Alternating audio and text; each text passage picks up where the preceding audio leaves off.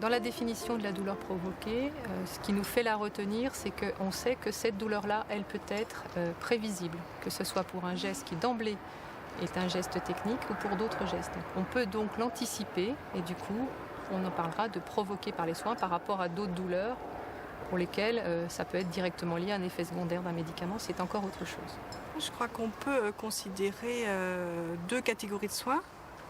Les soins qui vont nécessiter l'introduction de matériel dans l'organisme, comme par exemple les sondages, ou qui vont induire une effraction cutanée, comme le prélèvement sanguin veineux. Alors c'est vrai que là, à l'évidence, ces soins sont à risque de survenue de douleur. Et puis on a une deuxième catégorie de soins, les soins qui en première lecture ne paraissent pas agressifs, et d'ailleurs qui ne le sont pas pour la plupart des personnes, mais qui pour diverses raisons vont pouvoir être source de douleur. Ça va concerner par exemple les soins que l'on qualifie souvent d'hygiène et de confort, comme la toilette, comme l'habillage, qui sont des soins qui, en première intention, sont censés aussi procurer du bien-être, mais qui peuvent faire que le temps du soin devienne une véritable séance de souffrance pour celui à qui on fait la toilette. Le défi, il est aussi d'aller dans tous ces gestes de la vie quotidienne.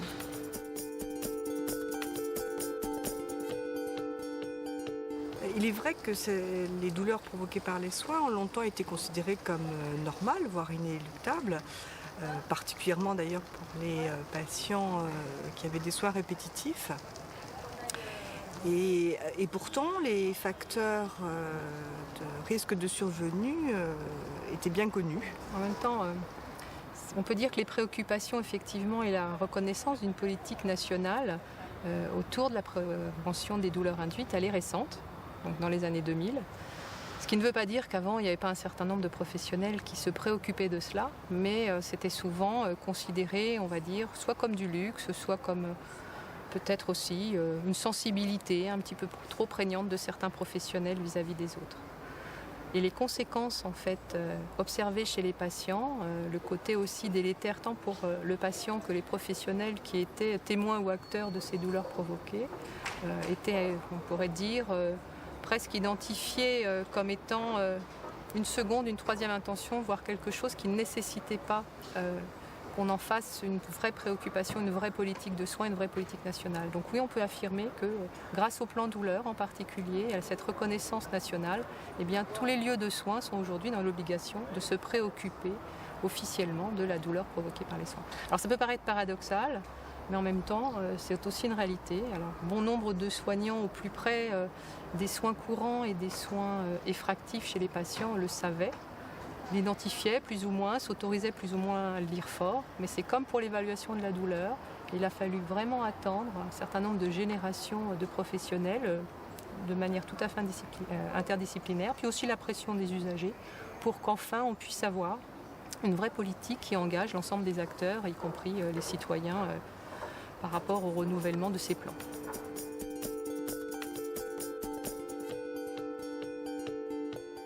La fréquence des douleurs provoquées, elle est très variable. Elle est très variable pour plusieurs raisons. Tout d'abord parce que souvent il y a une conjugaison de plusieurs facteurs.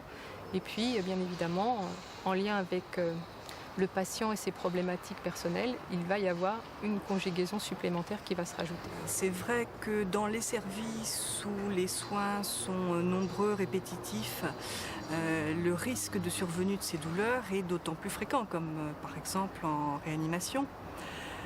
C'est vrai que l'épidémiologie de ces douleurs reste encore insuffisante. On commence à avoir des données publiées sur ces soins douloureux, plus particulièrement sur l'identification des soins potentiellement douloureux selon le secteur de soins. De nombreux travaux ont déjà été réalisés, soit à l'initiative d'équipes portées par les comités de lutte contre la douleur, donc qui nous permettent de mieux objectiver certains éléments.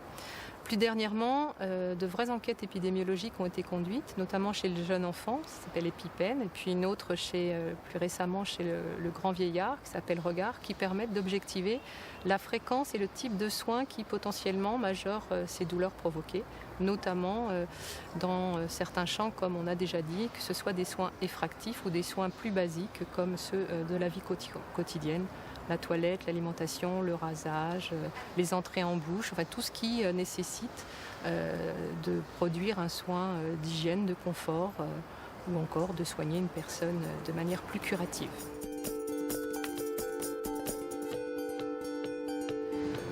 On commence à mieux percevoir à partir de travaux qui ont été faits par des équipes, des démarches d'évaluation de pratiques professionnelles, notamment coordonnées par les comités de lutte contre la douleur. On commence à avoir un certain nombre de données qui nous expliquent davantage quelles sont les populations les plus à risque.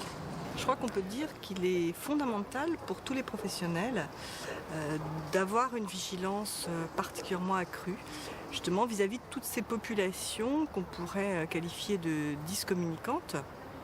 Donc en fait, toutes les personnes qui sont soit dans l'incapacité ou qui ont des difficultés à protester ou à exprimer clairement finalement le niveau de douleur qu'elles ressentent.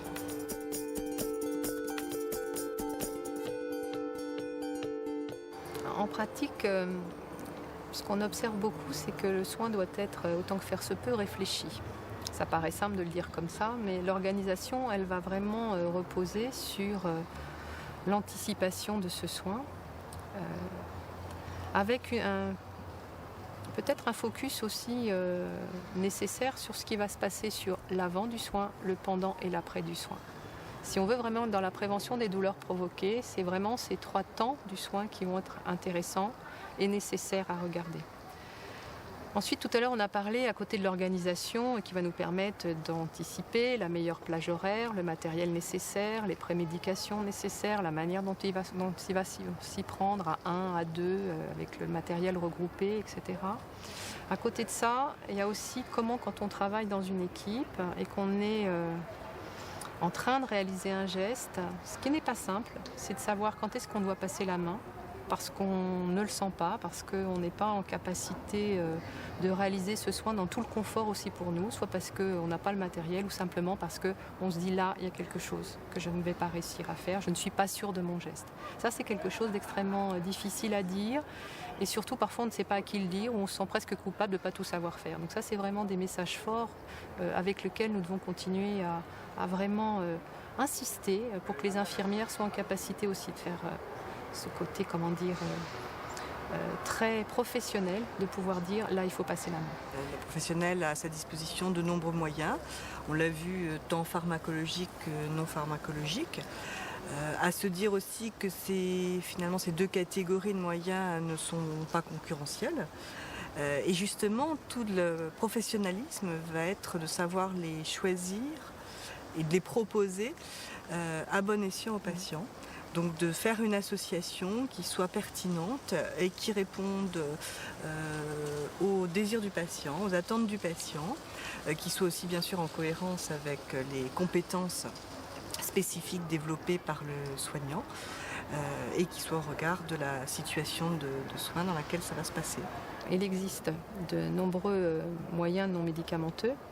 Et dans tout ce qu'on appelle aujourd'hui les approches non médicamenteuses sont tout à fait à la portée de l'infirmière, voire sont à initier de manière systématique par l'infirmière. Ce n'est pas par hasard si dans le dernier plan douleur, justement, ces approches non médicamenteuses ont été portées comme un axe prioritaire d'évaluation, mais également de développement.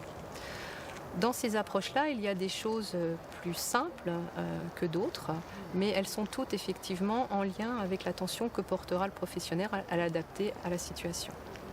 Pour une infirmière, c'est bien évidemment mettre en œuvre toute la qualité de ce qu'elle a pu apprendre en termes d'approche relationnelle, dans des choses aussi simples que le choix des bons mots, mais aussi dans les attitudes non verbales qui vont influencer la relation de soins, comme l'utilisation du regard, l'utilisation de la hauteur de voix, la manière d'utiliser le toucher enveloppant, et puis des approches un petit peu plus posées de toucher, de différentes approches de toucher-massage, qui effectivement en partie demandent des formations complémentaires, mais pas toutes. Tout ce qui va être en lien avec en fait la distraction qu'on va pouvoir apporter entre le soin à produire et la capacité du patient du coup à s'extraire de ce soin. Donc certaines approches de distraction qui peuvent être des approches simples comme des images, ou en tout cas quelque chose que l'infirmière va s'approprier pour permettre d'être à l'aise aussi quand elle va proposer ce moyen non pharmacologique aux patients, sans forcément dire que ça s'appelle un moyen pharmacologique, mais tout simplement l'associant dans la qualité de la relation et de la conversation, on pourrait le dire, la manière dont elle va introduire son soin. C'est vrai que ces approches sont particulièrement intéressantes parce qu'elles sont extrêmement... elles s'appuient sur avant tout sur le respect du patient, de ce qu'il est, aussi de ce qu'il a envie de faire ou de ne pas faire. Donc ça le rend aussi finalement acteur dans sa prise en charge. Alors c'est vrai que ces approches, elles demandent une formation spécifique, hein, mais j'ai tendance à penser que ça va pouvoir se développer de plus en plus. Ce d'autant plus, comme on disait, qu'on commence à avoir des publications qui objectivent très clairement, il n'y a plus de contestation possible, sur l'efficacité justement de ces méthodes non pharmacologiques.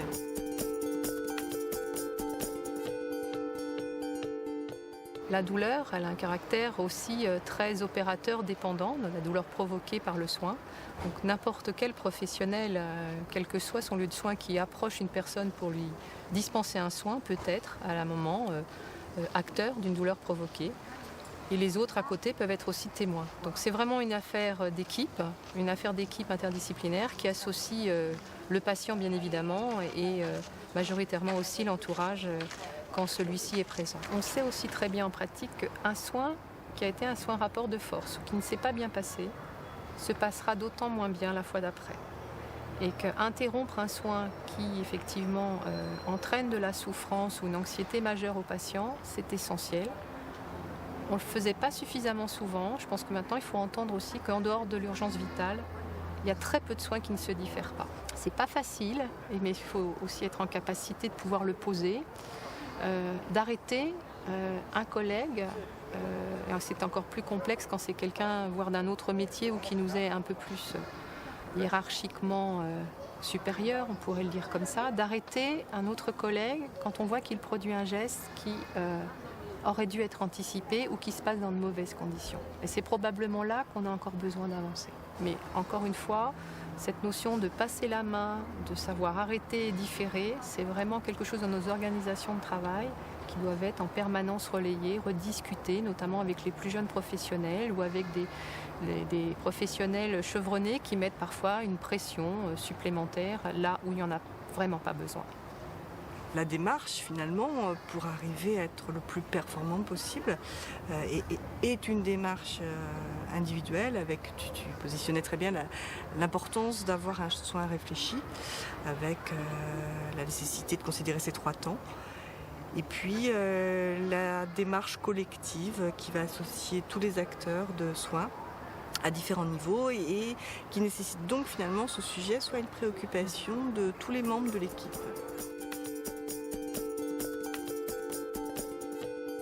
Certainement, un des premiers moyens, finalement, c'est de se poser la question de l'intérêt du soin. Et tout ce qu'on est en train d'évoquer là, finalement, ça se regroupe, à mon avis, sur la problématique du positionnement du professionnel.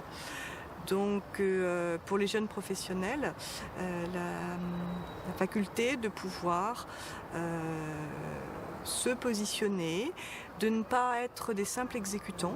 Pour l'avoir aussi moi-même vécu jeune professionnelle, je me rends bien compte que la première fois où j'étais témoin d'un soin qui m'a submergée, où les conditions, vraiment, je ne savais plus forcément très bien me situer et surtout m'autoriser à interrompre un soin. Et pourtant, je voyais bien et j'avais quelques connaissances qui me faisaient dire que l'on aurait peut-être pu s'y prendre autrement.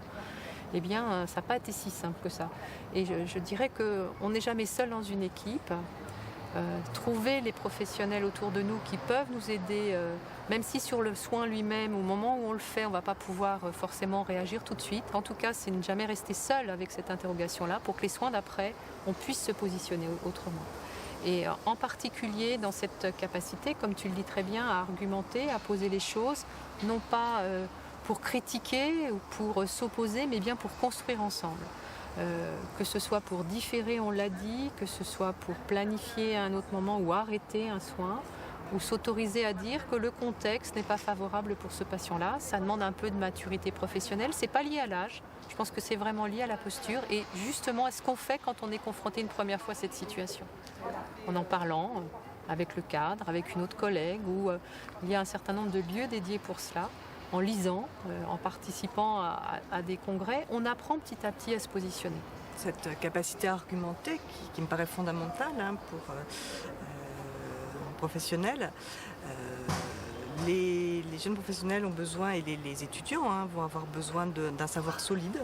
Je crois que ça part quand même de connaissances fermes. Alors des connaissances par rapport à notre sujet, bien évidemment sur la douleur, sur l'évaluation de la douleur, sur les différents moyens de traitement, de prévention. Il y a aussi tout ce qui concerne le savoir-faire, on l'a déjà évoqué, mais la question de la dextérité aussi va contribuer fortement à faire que le soin va être plus précis, se faire dans de meilleures conditions, donc à moindre risque de douleur.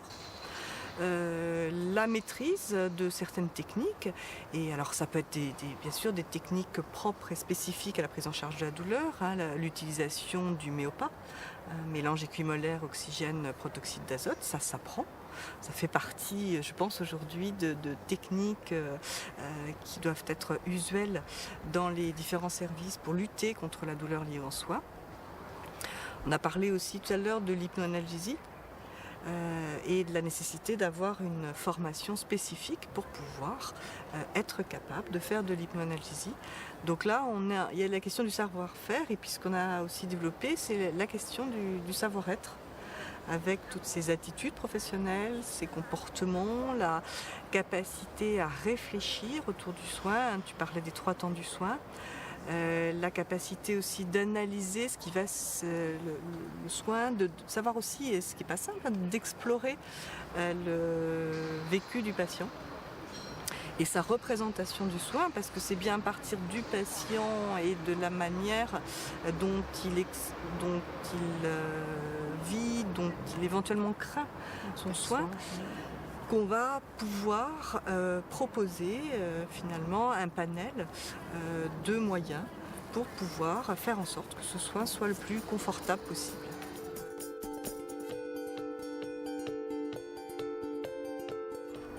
Dans le nouveau programme de formation,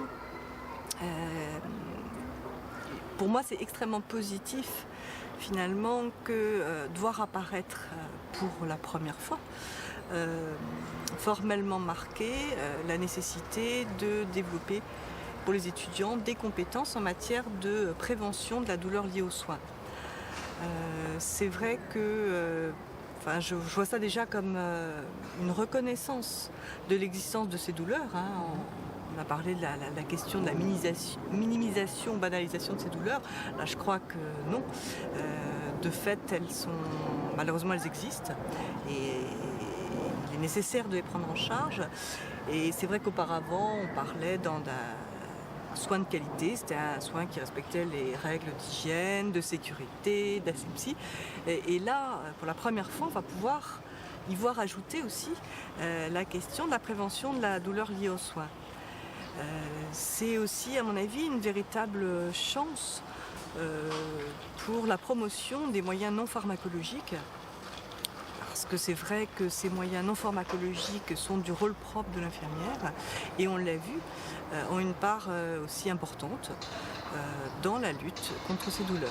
Le socle de réflexion clinique, il est davantage posé et vraiment plus transversal sur tous les modules, et ça aussi, ça permettra aux jeunes infirmières de mieux argumenter leur pratique. Ça, c'est déjà un point fort.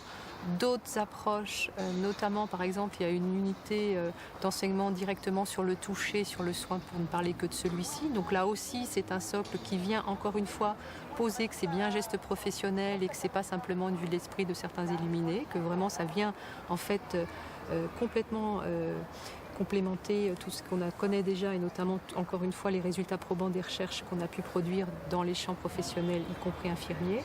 Et puis aussi amener l'étudiant, comme les professionnels de terrain, à se re-questionner sur des situations apprenantes, c'est-à-dire qui décrivent en fait non pas une fiche technique, mais bien des processus qui, comme un pulse, vont faire que du coup la douleur ou l'anxiété, tout ce qui va être en fait autour d'un acte technique ou d'un soin à produire, eh bien le tout va être pris. Et ça, c'est probablement une force.